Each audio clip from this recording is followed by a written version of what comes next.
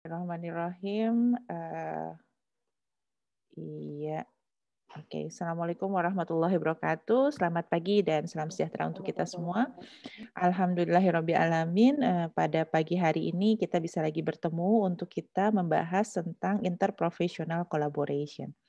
Izinkan saya untuk bisa mempresentasikan materi pagi hari ini ya tentang IPC. Mohon maaf, saya coba untuk memulai terlebih dahulu di awal begitu terkait apa itu IPC yang mungkin kemarin sudah juga kita bahas mengenai overview terkait materi IPC dalam pembelajaran di pendidikan yang sekarang. Oke. Nah, ini adalah outline saya pada pagi hari ini. Ya, kita akan membahas mengenai latar belakang pendidikan interprofesi, lalu kita membahas juga konsep-konsep dalam IPC, lalu kita akan membahas mengenai implementasi IPC-nya seperti apa, dan sudah barang tentu juga nanti di dalamnya kita juga akan mengetahui apa itu domain dalam IPC, dan terakhir dampak IPC apabila diimplementasikan di layanan. Oke, kita awali dengan latar belakang mengapa harus kolaborasi, begitu ya. Seperti kita ketahui bahwa yang sudah terjadi sekarang ya, yang kemarin juga sempat didiskusikan bahwa pelayanan yang memang didapatkan oleh baik individu maupun keluarga dalam sistem kesehatan, baik itu secara primer maupun sekunder, nampak dirasa masih terkotak-kotak dari berbagai profesi, gitu ya. Ini yang sudah kita diskusikan bahwa satu orang dengan kasus tertentu itu bisa memang ditangani atau dia berhubungan dengan berprofesi lain, namun antar profesi ini belum seutuhnya atau tidak secara optimal mereka melakukan pelayanan yang secara terintegrasi bagi individu maupun keluarga. Lalu seperti kita pahami kalau misalnya dampak pelayanan yang terkotak-kotak tersebut ya, kita sudah diskusikan bahwa itu bisa menyebabkan kesalahpahaman yang terjadi dalam pelayanan kesehatan maupun juga pelayanan kesehatan menjadi tidak optimal karena tidak terintegrasinya atau tidak terkoordinasinya antar profesi yang pada akhirnya tadi juga menyebabkan kesalahpahaman di antara berbagai profesi tersebut karena tidak ada komunikasi, koordinasinya kurang, teamwork-nya bisa jadi tidak berjalan atau lebih jauh lagi mereka tidak mempunyai value yang sama terkait bagaimana kolaborasi itu dilakukan dalam pelayanan pada individu maupun keluarga di layanan primer khususnya. Nah, seperti kita ketahui kemarin bahwa pendekatan family medicine and patient centered care itu sangat-sangat membutuhkan pendekatan kolaboratif. Seorang dokter layanan primer tidak dilahirkan untuk menjadi seorang megaloman yang dia harus menyelesaikan semua hal. Yang kita pahami bahwa konsep family medicine itu adalah holistik komprehensif begitu dan melihat pasien itu secara holistik tadi kita katakan adalah biopsikososial cultural spiritual ya, tidak hanya melihat dari masalah medisnya saja tapi juga kita melihat dari aspek psikologis, sosiologis, kultural maupun spiritual dan pelayanannya itu mulai dari preventif, promotif, kuratif, rehabilitatif yang itu kita katakan sebagai comprehensive care. Yang begitu luasnya, begitu cukup kompleks gitu, tidak mungkin hanya dokter saja yang melakukan. Oleh karena itu pendekatan kolaboratif ini sangat dipentingkan ya utamanya di layanan primer dan saya meyakini juga kolaboratif ini penting bukan hanya di layanan primer tapi juga layanan sekunder sehingga sistem kesehatan yang baik adalah bagaimana pelayanan ini dilakukan oleh berbagai profesi dengan memunculkan kekhasan-kekhasan, memunculkan kompetensi-kompetensi profesionalisme setiap profesi sehingga mendapatkan kualitas layanan yang optimal begitu. Lalu, nah di sini juga kita akan ketahui kenapa lalu harus kolaboratif selain hal-hal yang tadi di atas ya masih terkotak-kotaknya pelayanan kepada individu maupun keluarga lalu berbagai dampak juga terjadi pada akhirnya dan kita lihat juga pelayanan kesehatan yang semakin kompleks di sini adanya transisi demografis di sini kita bisa lihat bahwa dari rural maupun urban gitu itu itu nampaknya ada perubahan dalam epidemiologi penyakit, termasuk juga transisi penyakit menular ke penyakit tidak menular nih makin banyak. Mungkin juga bisa jadi penyakit menular tambah tinggi, penyakit tidak menular juga semakin tinggi. Dan ini sudah barang tentu memerlukan intervensi yang cukup komprehensif nampaknya untuk menyelesaikan atau sebagai upaya untuk menangani konsep atau penyakit terkait yang terjadi di daerah kita begitu ya. Dan kita lihat juga bahwa pembiayaan kesehatan yang terus-menerus nih, terus-menerus meningkat. Kalau misalnya seperti kita ketahui bahwa dari sejak tahun 2004 sesungguhnya ya, sistem jaminan sosial, lalu kemarin 2014 ada BPJS mulai sudah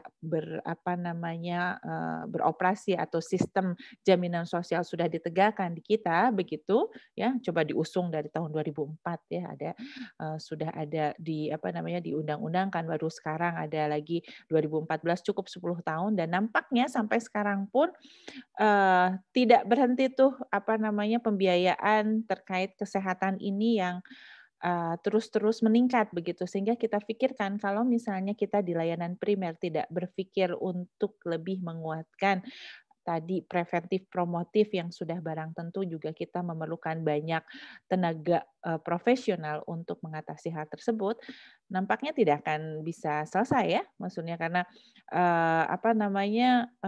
kalau misalnya kita hanya berpikir kuratif saja ya, itu tidak akan cukup pembiayaan yang disediakan seberapa besar pun begitu, sebagai contoh penyakit gagal ginjal misalnya yang harus dilakukan transfusi minimal seminggu 2 kali begitu, untuk satu orang saja dia sudah menghabiskan berapa juta begitu. Sehingga kalau misalnya ini kita tidak berpikir untuk lebih menguatkan di layanan primer bagaimana mencegah dan bagaimana mempromosikan hidup sehat, akan sulit nampaknya begitu. Dan kita lihat juga ada jumlah jenis dan distribusi tenaga kesehatan yang semakin kompleks. Kita lihat di sini ya, ada undang-undang tenaga kesehatan. Tenaga kesehatan cukup banyak nampaknya ya, mulai dari tenaga medis yang kita kenal ada dokter spesialis, dokter gigi spesialis, psikologi klinis, keperawatan, kebidanan, farmasi, sampai ada keteknisan medis, teknik biomedika begitu, dan tenaga kesehatan lain.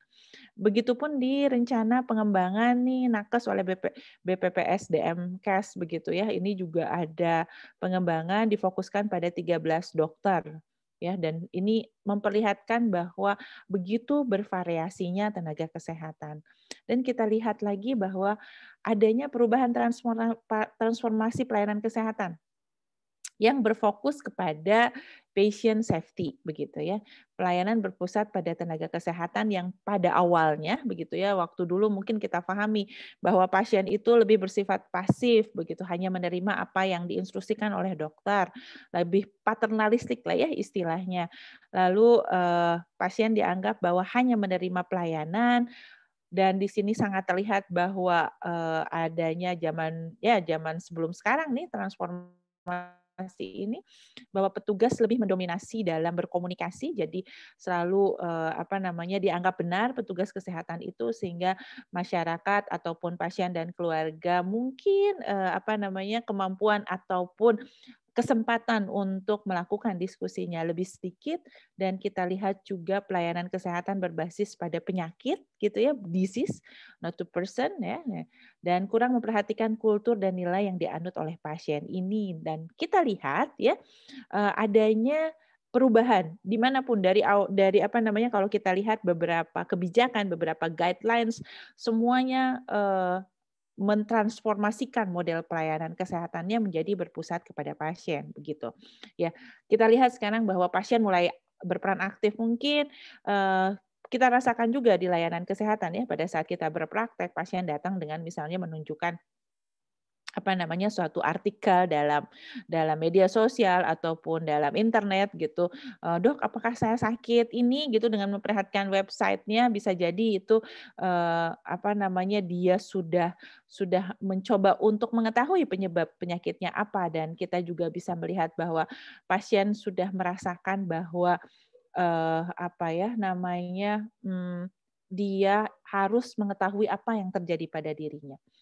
Dan dengan pelayanan berpusat pada pasien juga kita harus berpikir bahwa pasien itu merupakan mitra dalam menerima pelayanan. Jadi benar-benar kita butuhkan kerjasamanya, partnership-nya, begitu ya, kemitraan tadi. Kalau kita katakan bermitra berarti kan pada posisi kita dan pasiennya sama, begitu ya. Jadi eh, apa namanya, kita mencoba untuk memberikan atau memberdayakan pasien agar kita bisa bermitra tadi, kita mempunyai tujuan yang sama. Itulah salah satu cirinya berpusat pada pasien atau patient centered care. Dan sudah barang tentu untuk melakukan pemberdayaan tadi, bagaimana kita empower patient or family or community, itu kita memerlukan komunikasi yang sangat baik, komunikasi dua arah tentunya ya. Komunikasi dua arah seperti kita pahami konsep komunikasi itu kan, kalau kata-kata komunikasi itu kita bilang commonness itu sama ya. Jadi untuk untuk mendapatkan persamaan makna itu kita lakukan komunikasi dengan cara apa? Komunikasi dua arah begitu ya. Agar tadi ujung-ujungnya bisa pasien atau keluarganya bisa berdaya dan pada akhirnya bisa bermitra kepada kita ya. Lalu juga dengan pelayanan berpusat pada pasien ini utamanya adalah kita melihat quality of life. Nah, bicara tentang quality of life, sudah barang tentu kita melihat pasien itu secara holistik. Tidak hanya dia terhindar dari penyakit secara biomedis, tapi juga kita melihat dia secara psikologi, sosial, kultural maupun spiritual. Itu yang sesungguhnya WHO sudah melakukan atau memberikan definisi sehat itu secara holistik ya, tapi pada implementasinya memang tidak semudah itu pada akhirnya. Oleh karena itu nih sekarang, karena dengan begitu banyaknya media untuk meningkatkan literasi ya, sehingga masyarakat juga lebih paham haknya begitu dan lebih memahami. Nah, diperlukanlah suatu peningkatan kualitas layanan. Nah, inilah kenapa patient center care sekarang menjadi yang utama atau menjadi model pelayanan yang memang harus terus kita implementasikan secara optimal. Cerita tentang quality of life tentunya ini adalah suatu hal yang sangat-sangat kontekstual, yang sangat personalized. Disinilah kita sebagai dokter layanan primer harus betul memahami seseorang itu kita katakan kualitas hidupnya meningkat seperti apa. Karena akan berbeda-beda sesuai dengan harapan daripada pasiennya, begitu ya. Harapan daripada pasien dan kita mempunyai goals tersendiri terkait pasien itu untuk meningkatkan kira-kira apa yang bisa ditingkatkan baik secara bukan hanya biologis tapi secara spiritual, secara psikologis maupun secara sosial. Nah, inilah pentingnya kita memahami quality of life dalam pelayanan atau model pelayanan kesehatan yang berfokus pada pasien. Dan sudah barang tentu pada saat kita cerita tentang quality of life, karena kita melihat secara personalized, tadi secara holistik, kultur dan nilai yang dianut oleh pasien juga harus diperhatikan ya. Tanpa kita mempelajari cultural competence atau kompetensi kebudayaan, baik itu dari sisi pasien, keluarga maupun komunitas, akan sangat sulit kita bisa melihat atau melakukan intervensi secara holistik tadi. Nah, inilah mungkin transformasi model pelayanan kesehatan yang harus kita eksplorasi dan kita pelajari lebih jauh untuk kita bisa meningkatkan layanan kesehatan utamanya di layanan primer gitu ya. Pada khususnya ini yang merupakan ciri khas atau merupakan suatu kalau menurut saya layanan primer itu penting untuk kita mewujudkan kesehatan masyarakat yang lebih komprehensif begitu. Tanpa mengecilkan pelayanan kesehatan tingkat lanjut, tapi tadi seperti kita katakan bahwa kalau kita hanya berfokus kepada kuratif begitu, tanpa kita berpikir preventif, proaktif dan menguatkan layanan yang primer akan sulit kita mencapai kesehatan yang secara menyeluruh ya di masyarakat ataupun secara nasional dan global. Oke, ini kenapa latar belakangnya kita memerlukan suatu kolaborasi dalam pelayanan kesehatan ya, adanya transformasi pelayanan atau transformasi model pelayanan. Selain tadi juga kita ketahui adanya berbagai macam tenaga kesehatan ya, khususnya di Indonesia ini, dan saya yakin secara global pun demikian. Pasti itu lebih kompleks lagi, malah mungkin lebih maju lagi dibanding yang kita miliki. Oke. Nah, bagaimana sih sistem transformasi pelayanan kesehatan ini? Konsekuensinya dari patient safety adalah jadi segala yang ada, baik berbagai dimensi pelayanan begitu, semuanya berfokus pada keselamatan pasien. Ya, baik itu kita melihat dari sisi profesionalismenya, ya. Kita misalnya sebagai dokter, profesi sebagai dokter kita menganut profesionalisme dan saya meyakini untuk seluruh tenaga kesehatan mereka punya profesionalisme tersendiri atau ciri khas keunikan dari setiap profesi, semuanya berfokus kepada patient safety begitu. Pada saat kita berkolaborasi pun karena kita membutuhkan suatu interprofesionalisme gitu, dua atau lebih daripada profesi kesehatan menyatu, fokusnya tetap pada patient safety ya. Begitupun dengan konsep baik provider center maupun physician center, semuanya berfokus kepada mempunyai konsekuensi kepada patient safety. Ya, inilah ya mungkin Ibu Bapak dokter sekalian juga sudah pernah memahami ya bahwa sekarang yang diutamakan adalah bagaimana salah satunya suatu kualitas layanan itu kita lihat daripada keselamatan pasiennya. Dan itu berkonsekuensi yang sangat, menurut saya sangat baik ya apabila kita melakukannya secara komprehensif tadi begitu. Dan saya yakin patient safety akan didapatkan pada saat semua memahami bagaimana atau semua melakukan profesinya secara baik atau sesuai dengan kompetensinya masing-masing begitu. Ya, ujung-ujungnya bermuara kepada keselamatan pasien ini.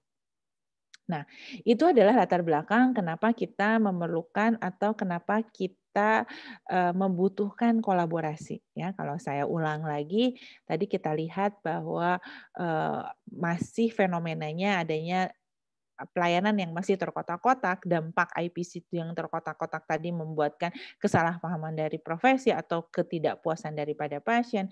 Lalu kita lihat juga banyak sekali tenaga kesehatan, ya macam-macam tenaga kesehatan yang bervariasi. Lalu kita lihat lagi adanya perubahan daripada perubahan penyakit dan lain sebagainya, termasuk juga transformasi model pelayanan. Itulah salah satu latar belakang kenapa IPC itu penting. Nah, sekarang kita pelajari mengenai konsep dalam IPC ini ya. Yang pertama adalah ada yang namanya interprofessional collaborative practice. Di sini dikatakan bahwa dikatakan praktek IPC ketika gitu ya beberapa tenaga kesehatan dari berbagai latar belakangnya berbeda berkumpul bersama atau bekerja bersama dengan keluarga, dengan individu, dengan pasien di sini, keluarga maupun komunitas untuk memberikan pelayanan yang berkualitas. Ya ini yang di kemarin mungkin kita juga sudah sudah diskusikan ya, begitu WHO menyatakan demikian. Jadi ada multiple health workers, jadi lebih daripada satu ya, minimal 2 begitu. Ada lagi istilah interprofessional team based care. Ya, jadi ini memang pelayanan yang secara sengaja dibentuk begitu ya. Biasanya memang tim ini kecil begitu dari satu grup dan ini juga mereka memahami bahwa mereka satu sama lain memahami bahwa mereka ada dalam satu tim itu dan mereka mempunyai tanggung jawab masing-masing begitu, tapi mereka punya kewajiban, mereka punya tanggung jawab untuk menyelesaikan satu masalah keluarga begitu. Sebagai contoh ada namanya palliative team care atau misalnya tim operasi gitu kan ya. Jadi memang dibentuk satu timnya. Kalau misalnya Code Blue Team kan ada ya kita melihat. Jadi memang satu tim yang memang sengaja dibentuk dan ini juga merupakan salah satu konsep dalam IPC. Ada lagi yang namanya interprofessional competencies in healthcare. Nah, ini adalah suatu pengintegrasian berbagai pengetahuan lalu keterampilan maupun nilai dalam setiap profesi yang kita bekerja bersama begitu untuk yang sudah barang tentu sama dengan yang tadi bekerja dengan keluarga dan komunitas yang pada akhirnya meningkatkan kualitas layanan maupun meningkatkan luaran kesehatan yang lebih spesifik lagi begitu ya. Ini yang memang sering menjadi suatu suatu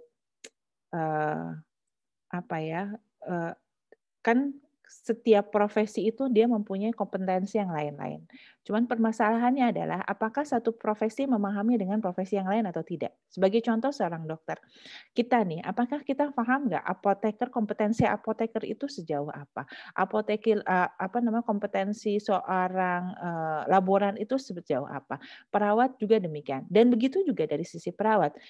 Apakah dia tahu mana batasan kompetensinya, sejauh apa dia memang berkompeten dan sejauh apa dia tidak boleh melakukan kompetensinya. Begitupun dengan midwives, begitu ya. Dan di dalam interprofessional competencies in healthcare ini, bagaimana mereka berbagai profesi betul-betul melakukan tindakannya atau melakukan pelayanannya sesuai dengan kompetensinya masing-masing. Dan yang pada akhirnya karena mereka memahami kompetensi sesuai dengan apa yang sudah mereka pelajari dan sudah diatur dalam regulasinya, mereka akan memberikan yang optimal tanpa harus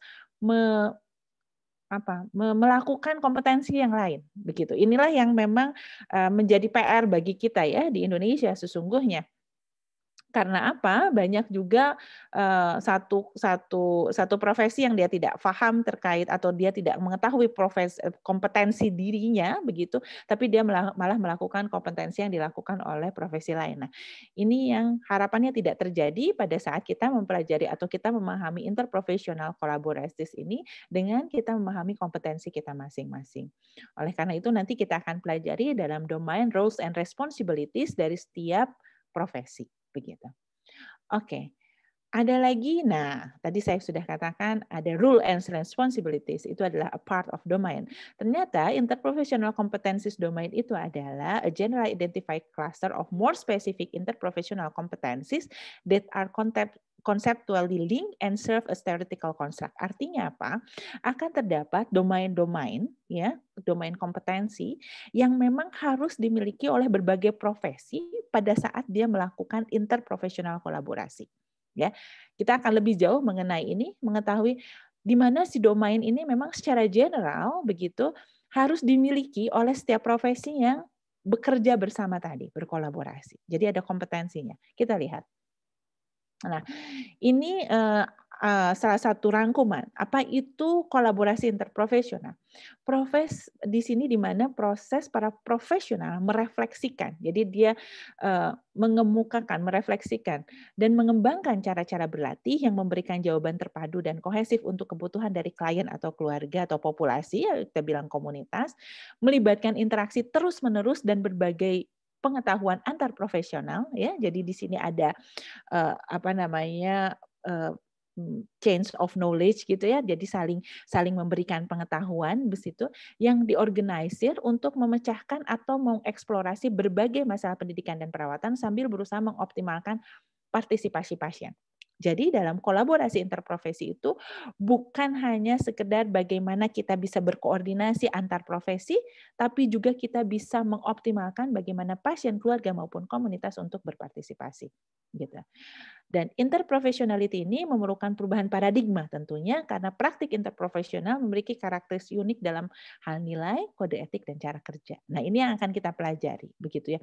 Dan perubahan paradigma itu betul, yang seperti kita ketahui sekarang lah. Kalau misalnya beberapa profesi berkumpul, begitu ya, ada dokter, perawat, bidan dalam satu institusi pelayanan.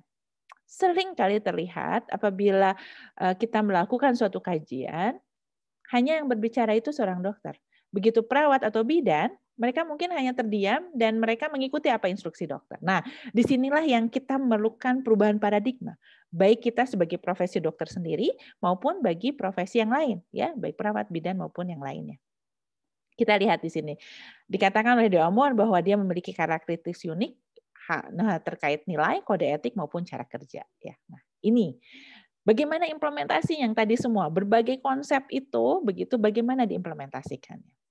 Ada guidance-nya sesungguhnya, ya ini.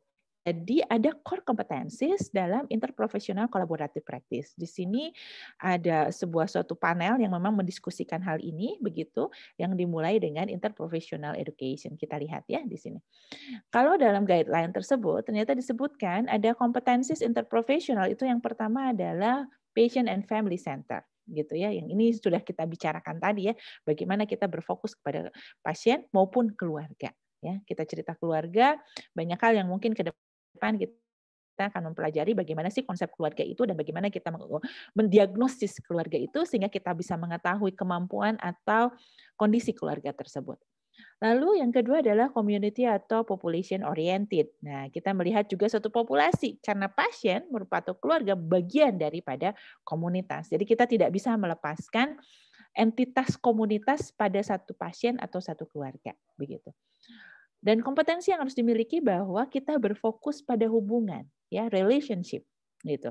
Jadi disinilah karena kita memahami adanya fokus kepada hubungan, berbagai cara kita lakukan, mungkin termasuk juga strategi komunikasi, bagaimana kita menjaga agar hubungan itu tetap baik. Karena fokusnya di sana, karena kita pro long term kolaborasi, gitu ya. Jadi kenapa ini katakan relationship focus. Lalu proses oriented, sudah pasti pada saat kita fokus pada relationship, jadi proses merupakan suatu orientasi kita.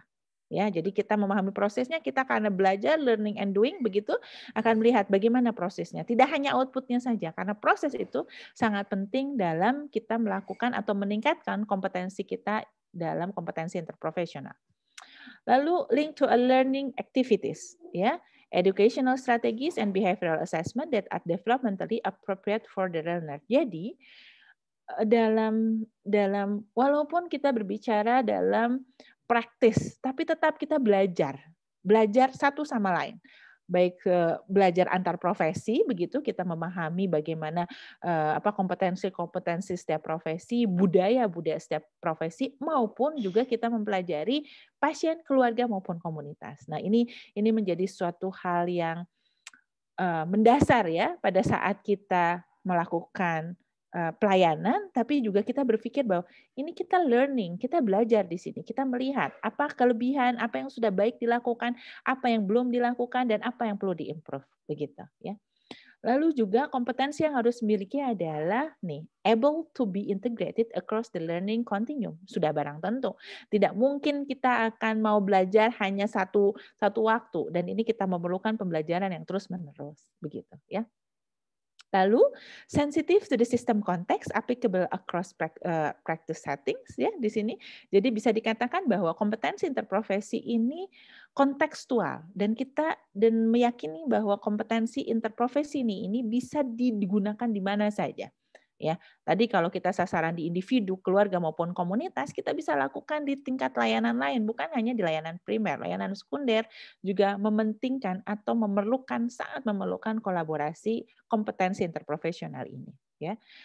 Lalu juga sudah barang tentu stage in language common and meaningful across the professional.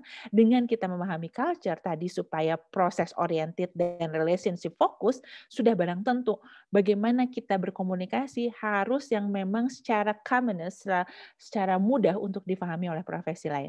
Bukan hanya dengan profesi, sudah barang tentu, tapi juga kita melihat bagaimana keluarga, pasien dan keluarga agar memahami apa yang kita bicarakan. Ya, jadi ini yang yang tadi sangat kontekstual kita akan lihat bagaimana kemampuan kita nih mendeliver atau mentransformasikan apa yang kita pikirkan sehingga sasaran ataupun audiens dalam hal ini lebih memahami siapapun itu stakeholders-nya ya, begitu. Dan sudah barang tentu outcome driven, ya kan? Kalau kita melihat bahwa outcome-nya apa? Oh, quality of life, atau kita melihat highest quality ya gitu. Kita tetap ke arah sana gitu ya, didorong untuk meningkatkan suatu kualitas layanan yang baik ya. Yang tadi salah satunya patient safety. Oke. Dan kita akan belajar di akhir ya, tadi yang saya sudah kemukakan ada namanya dampak IPC. Kita akan lihat seperti apa sih outcome daripada IPC itu. Selanjutnya, inilah interprofessional as the field of interprofessional practice and interprofessional education. Kita melihat konsep interprofessional education dan interprofessional kolaboratif. Ternyata ini adalah sesuatu yang tidak bisa dipisahkan. Seseorang bisa melakukan interprofessional collaboration dengan baik pada saat dia sudah melakukan interprofessional education pada saat di pendidikan. Ini menjadi challenging buat kita. Karena belum banyak, kemarin mungkin juga saya sudah diskusikan, belum banyak beberapa program studi memasukkan kurikulum interprofessional education dalam pendidikannya, dalam kurikulumnya. Sementara sistem edukasi itu sangat sangat menentukan bagaimana dia menjadi seorang profesional pada akhirnya. Jadi perlu ada latihan dulu, perlu dia belajar secara konsep, lalu belajar nantinya dilatih terlebih dahulu dengan bagaimana kita melakukan edukasi atau kita melakukan suatu role play dengan profesi yang lain. Nah, mudah-mudahan pada saat ini kita akan berkesempatan untuk kita bisa melakukan interprofessional education dengan profesi yang lain. Kami sudah mengusahakan mungkin nanti dengan apoteker kita bisa lakukan itu begitu. Karena apa? Setelah kita mencoba di lingkungan pendidikan begitu, ini akan lebih mudah nantinya pada saat kita melakukannya di sistem kesehatan. Begitu ya, mulai dimasuk ke wahana. Sehingga pada akhirnya nanti di sini akan terbuat suatu sistem yang sangat baik. Dan seperti kita pahami bahwa sekarang juga bagaimana proses pendidikan itu didekatkan dengan sistem kesehatan, ya. Kenapa juga dalam pendidikan ini kita pahami adanya kita memberikan kesempatan untuk para peserta didik melakukan pendidikannya di klinik-klinik atau stase klinis begitu. Dan karena harapannya di sana kita bisa belajar terlebih dahulu begitu, melihat bagaimana mentransformasikan apa yang sudah dipelajari di bangku kelas ke dalam sistem pelayanan, tapi masih dalam konteks pendidikan. Nah, yang pada akhirnya nanti kalau misalnya setelah lulus kita bisa melakukan interprofessional secara kolaboratif secara optimal begitu. Ini yang kita namakan academic health system begitu ya. Jadi mendekatkan pendidikan kedokteran atau kesehatan itu ke dalam satu sistem kesehatan ya, supaya nantinya menjadi sesuatu hal yang optimal pada saat diperlukan pada akhirnya. Dan hal ini pun bukan hanya sekedar suatu intuitif belaka, tapi ada juga memang kerangka kerjanya. Ini yang dilakukan adalah yang disebutkan oleh WHO 2011, ini sudah lama sesungguhnya 10 tahun yang lalu, di mana yang kita pahami sebelumnya bahwa sistem kesehatan itu masih fragmented, sama ya tadi di awal juga kita katakan bahwa masih terkotak-kotak. Tapi kita mencoba di dalam interprofessional education ini menyatukan berbagai profesi ya untuk mereka bisa berkolaboratif yang pada akhirnya nantinya dalam proses pelaksanaannya begitu mereka akan memperkuat sistem kesehatan yang juga tentunya meningkatkan health outcomes. Nah, ini adalah health and education system yang mendasari. Kalau di kami itu kita punya academic health system dan sekarang memang sedang digaungkan begitu, bagaimana IPC dan IPE ini terus diimplementasikan dalam sistem pendidikan maupun sistem layanan. Gitu. Jadi nanti nih Bapak Ibu dokter sekalian kalau misalnya sudah mempunyai satu klinik begitu ya atau bekerja dalam suatu puskesmas harus legowo, sangat harus senang apabila ada peserta didik ya dari kesehatan untuk bekerja di tempat kita bekerja begitu. Dan biasanya kita lakukan itu nih setelah nanti lulus dari program studi ini begitu biasanya wahananya kita mintakan untuk jadi wahana pendidikan begitu. Nanti pun dokter sekalian akan datang kepada alumni-alumni kita nih untuk bisa belajar mengenai konsep tentunya layanan primer ini gitu ya. Karena mencoba untuk kita mengimplementasikan konsep kerja ini. Dan kita lihat lagi bahwa di sini tadi WHO itu salah satunya dia melihat salah satu dari literatur ini begitu ya dari Lancet tahun 2010 bahwa health professional for a new century katanya transforming education to strengthen health system in an interdependent world gitu ya. Ini yang sudah tadi kita jelaskan di awal begitu. Ini satu konsep yang memang dikeluarkan oleh Frank et al. Terkait transforming education dan yang melandasi juga bagaimana academic health system ini sangat dipentingkan dan sudah barang tentu hal ini sangat berkaitan erat dengan implementasi interprofesional tadi ya. Oke, nah Sekarang kita cerita tentang kompetensinya. Ada 3 tipe professional competencies. Ya, menurut BARS tahun 98, ini cukup lama nih. Ada common competencies, ada individual professional competencies sebagai komplementarinya, dan kita mempunyai interprofessional collaborative competencies. Apa itu?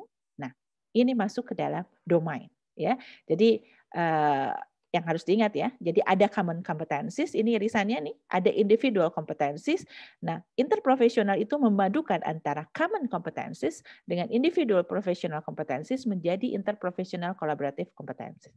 Kita lihat itu dimasukkan ke dalam satu domain. Oke. Ini. Jadi ada 4 kompetensi domain. Oke. Yang pertama ada value and ethics, interprofessional practice, rules and responsibilities, interprofessional communication, dan team and teamworks. Ya, jadi 4 domain ini yang harus difahami begitu. Ini merupakan salah satu kompetensi yang harus dimiliki oleh seorang yang akan melakukan IPC. 4 domain ini, ya. Value and ethics, role and responsibilities, interprofessional communication, team and teamworks. Kita lihat satu-satu. Nah, ini adalah domain pertama. Ya, domain pertama adalah terkait value and ethics for interprofessional practice. Yang pertama adalah dia mendahulukan kepentingan pasien dan komunitas di pusat pelayanan kesehatan interprofesional. Jadi artinya apa? Seluruh tenaga kesehatan yang bekerja, ya, yang berkolaborasi, dia harus sama-sama memahami kepentingan pasien dan komunitas.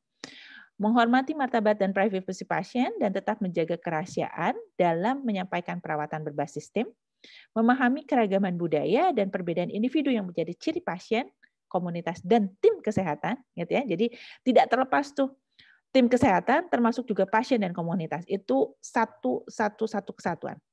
Menghormati keunikan budaya, nilai, peran, dan tanggung jawab, dan keahlian profesi kesehatan lainnya. Nah, bekerja sama dengan mereka yang menerima perawatan, mereka yang memberikan perawatan, yang berkontribusi atau mendukung pemberian layanan pencegahan kesehatan.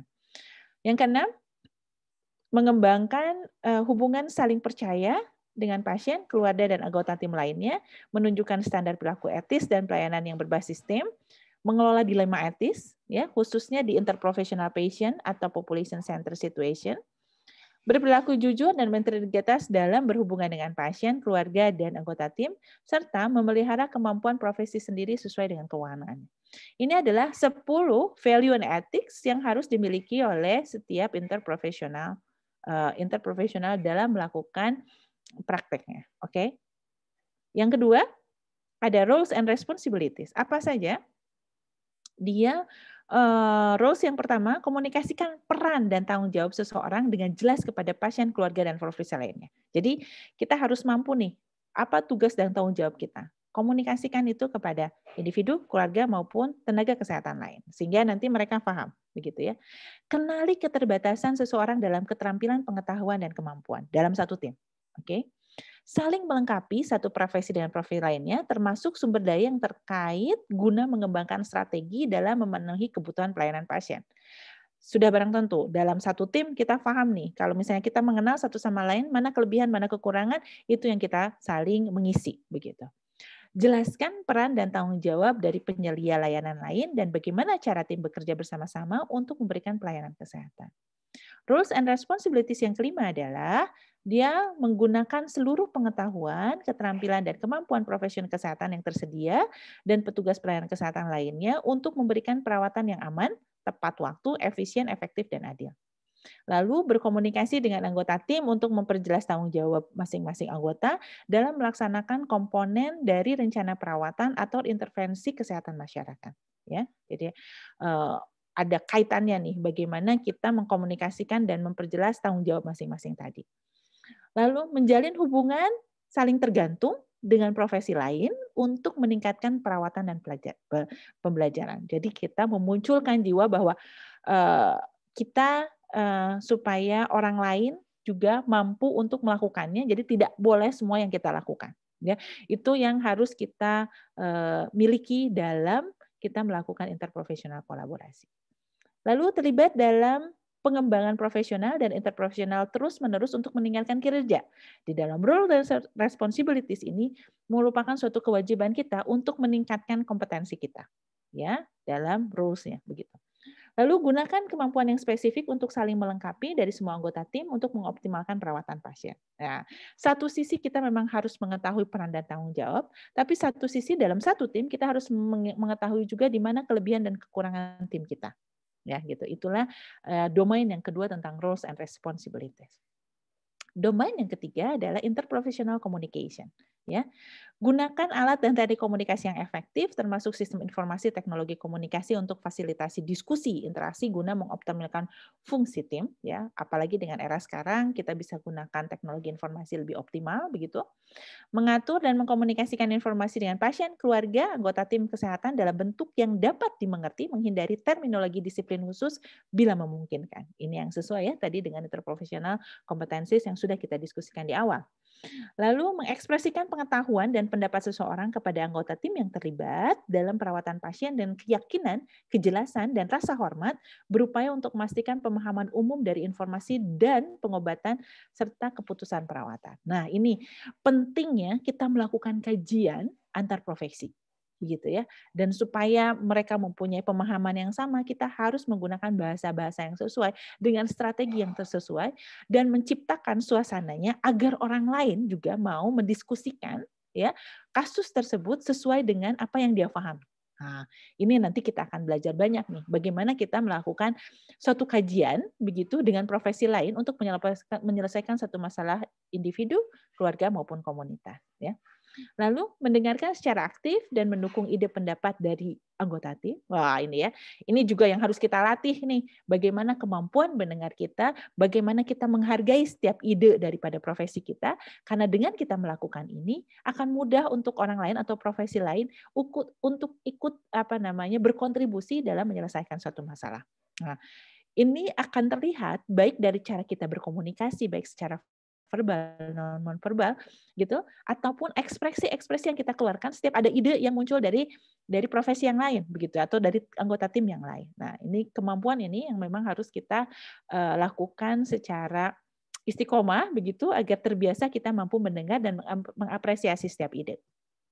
Lalu juga kompetensi komunikasi yang lain adalah berikan waktu yang tepat, peka dan tanggap yang mendidik kepada orang lain mengenai kinerja mereka dalam tim, menanggapi secara hormat sebagai anggota tim dan memberikan umpan balik dari orang lain. Nah, ini penting ya, kemampuan memberikan feedback, kemampuan menerima apa yang memang yang sudah dilakukan, selalu mengapresiasi. Lakukan nanti mungkin ada pembelajarannya ya, how to be a good giving a good feedback gitu ya, ada mengetahui bagaimana sih cara kita mengapresiasi apa yang sudah dilakukan dan bagaimana caranya kita mengungkapkan sesuatu yang perlu ditingkatkan. Nah, ini yang perlu kita asah dalam kompetensi komunikasi ini. Lalu gunakan bahasa yang sopan, tepat untuk situasi yang sulit, percakapan penting atau konflik interprofesional. Ini juga kemampuan komunikasi kita diasah lagi nih. Bagaimana kita selalu berbicara sopan dengan siapapun begitu ya, dan tentunya dalam kondisi sulit begitu. Lalu mengenali bagaimana keunikan setiap seseorang maupun diri sendiri termasuk dalam hal tingkat pengalaman, keahlian, budaya, kekuasaan dan hierarki dalam tim kesehatan, memberikan kontribusi untuk komunikasi yang efektif, resolusi konflik dan hubungan positif interprofesional kerja begitu ya. Lalu komunikasi secara kesinambungan mengenai pentingnya kerjasama di dalam tim. Oke, ini adalah domain tentang interprofessional komunikasi.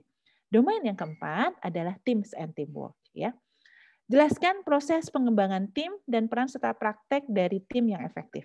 Oke, ini ada perbedaan ya. Kalau tadi menjelaskan roles and responsibilities-nya, kalau ini jelaskan proses pengembangan timnya seperti apa.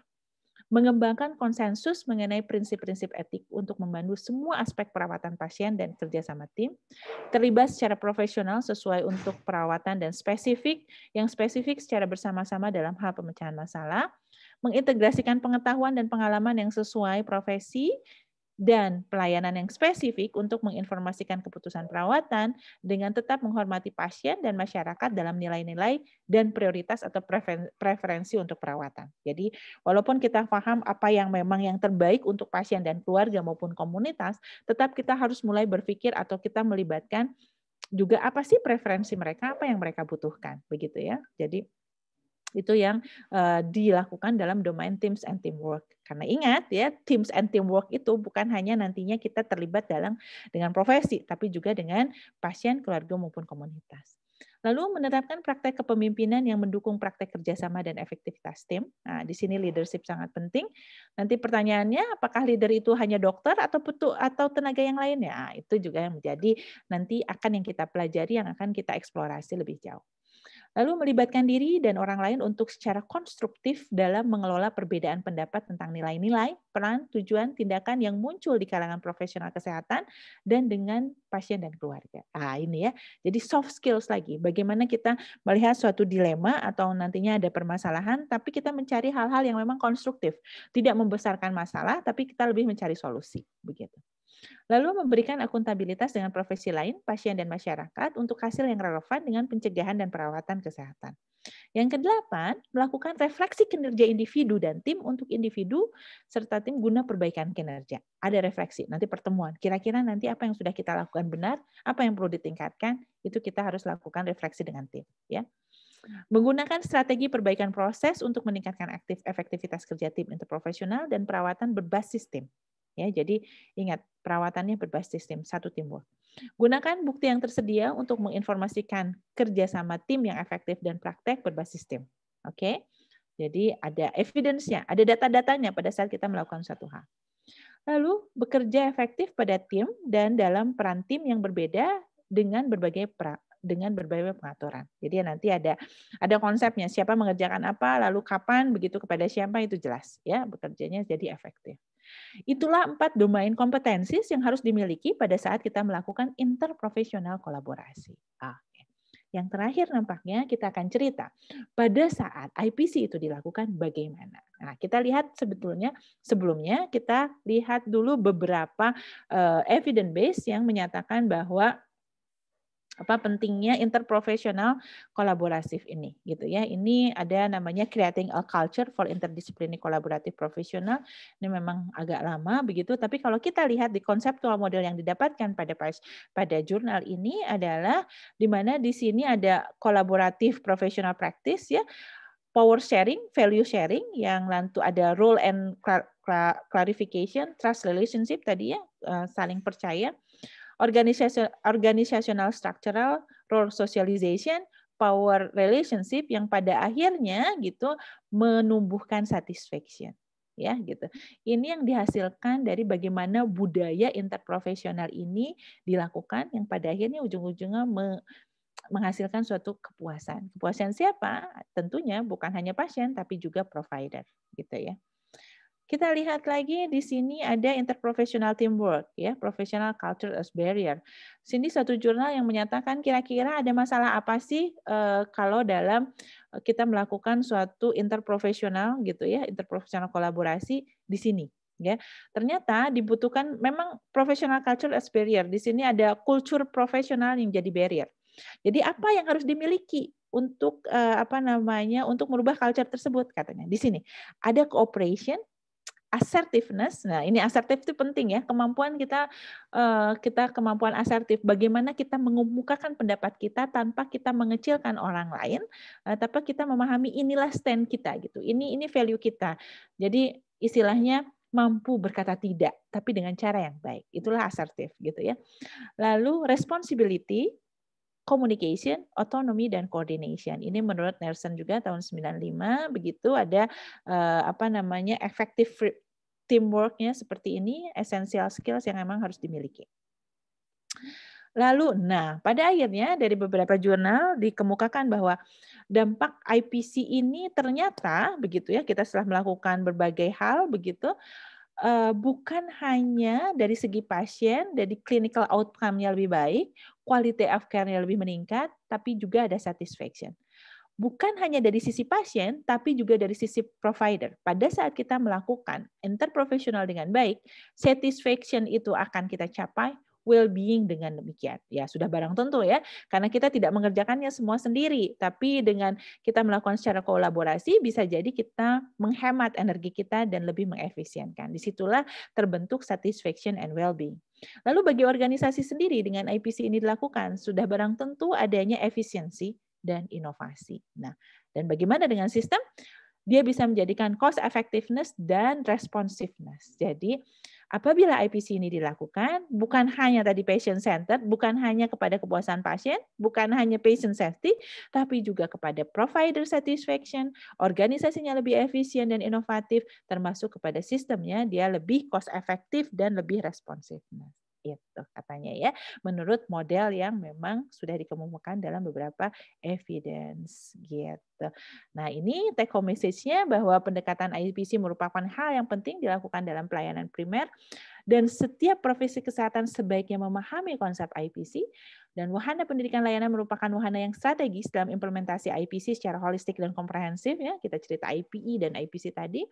Dan pendidikan yang mengimplementasikan IPC IPE dapat meningkatkan mutu di layanan. Sehingga nanti apabila IPE ini masuk begitu ya ke dalam satu wahana pelayanan itu bisa meningkatkan tuh si institusi pelayanan tersebut. Demikian.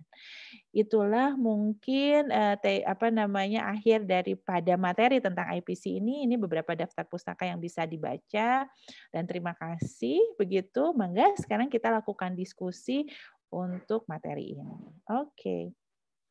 Silakan, Dok.